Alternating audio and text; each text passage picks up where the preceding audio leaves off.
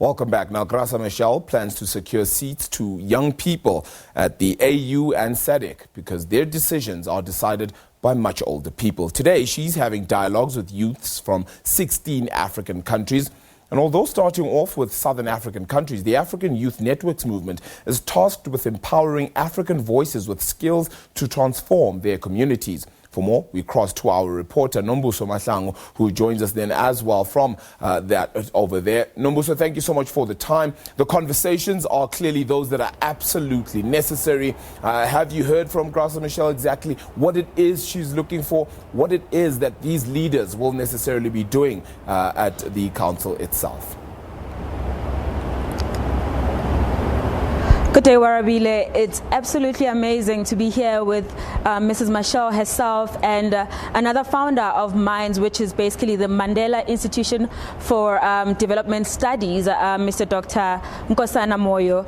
The youth did come out in their numbers from 16 different countries, including Nigeria, Zambia, Mozambique, and these youth, they are very outspoken, and I can say that if they do get those seats in the AU and the SADC, they really do represent us quite well. And with me here, I've got Zainab Omar from the Mo Abraham Foundation from Nigeria herself. So let's just talk to her and really hear what are some of the issues that they really talk about with Mam Graça and from the Youth Network itself. Hi, Mo, how are you? Hi.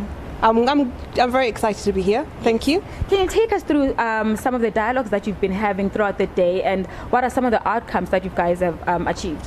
Well, we're here for a 2-day regional meeting. In fact, it's the first Southern regional meeting organized by the Graça Machel Trust and Minds. We're really talking about amplifying the voices of African youth in order to transform the continent. So we're very excited to dig deep and talk about how to leverage networks to make sure that we create the Africa that we want. And in Nigeria, what are some of the problems that you guys incur and you talk about, or rather you've even raised in this meeting today? Today is the first day of the meeting, so the conversations will be happening and will continue over the day and tomorrow as well. It's really interesting that you ask about Nigeria in relation to youth issues. Where I work at the Mo Ibrahim Foundation, we've got the Index of African Governance, that a basket of public goods and services that governments should provide for their citizens. And in there you find that Nigeria ranks not so well in terms of the political space. So it's a key issue to make sure space is created for young people to talk and participate in governance. Thank you. Besides education and unemployment, there are some of the issues that these youth are raising, and we'll get to listen to more of the issues on the second session of these proceedings. Back to you, Arabile, in studio. Yeah, Nombuso, thank you so much for that, indeed giving us perhaps a rundown of how things are going on that front as we get more youth in that AU and SADC discussions as well. Thank you so much for that.